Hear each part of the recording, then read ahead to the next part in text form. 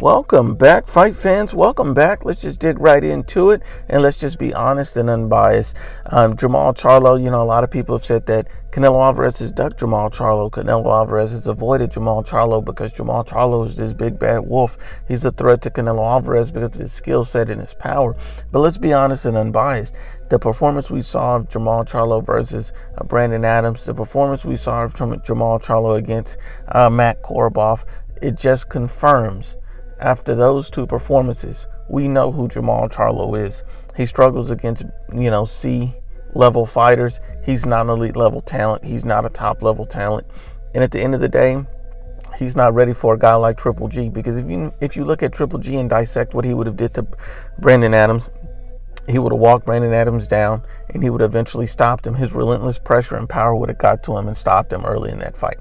The fact that, Brandon Adams chose Jermall Charlo over Triple G shows that, one, he felt he had a better chance with Charlo, and two, when he fought with Charlo, he went to full 12 rounds. He was making Charlo miss the entire night. Charlo was getting visibly frustrated because he couldn't hunt him down. He couldn't cut off the ring. He couldn't show a different level of skill set or adjustment.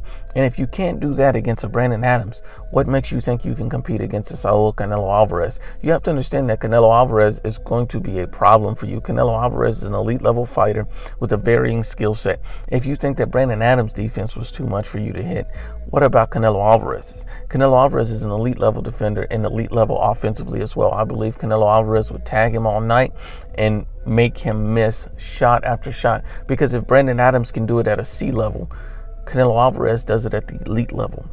I just don't see Jermall Charlo at this point ever going the distance with Canelo Alvarez. I don't even see how he's even mentioning in the same breath. Canelo Alvarez is looking for greatness. And when you look at Jermall Charlo, he's just simply not ready for a guy of Canelo's level. Canelo is just an elite level fighter who's miles ahead of Jermall Charlo. And Jermall Charlo has no top names on his resume. And people are bringing up, oh, he beat J-Rock. At the end of the day, he did beat Julian J. Rock Williams at 154 pounds. So you beat a guy at a lower weight class who was not regarded as a good fighter. Now that J. Rock has finally beaten a good fighter, people are saying, oh, didn't he beat J. Rock? Look, let's be honest and unbiased about that. J. Rock is not an elite level fighter. Yes, he beat Jarrett Hurd, a guy who uses defense as his face. You have to be honest and unbiased about this. J-Rock is beating none of the top guys at 160.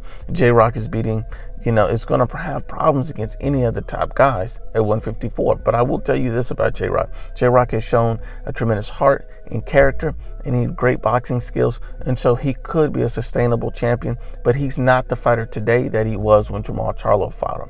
You have to be honest and unbiased about that analysis. He was inexperienced, and he wasn't ready for that level of boxing. Jermall Charlo, at the end of the day, he's proven nothing at 160 pounds.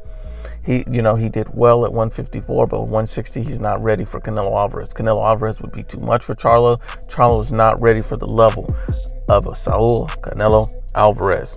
But once again, Unbiased says always, it's the IBFP. Please share, like, and you must absolutely subscribe.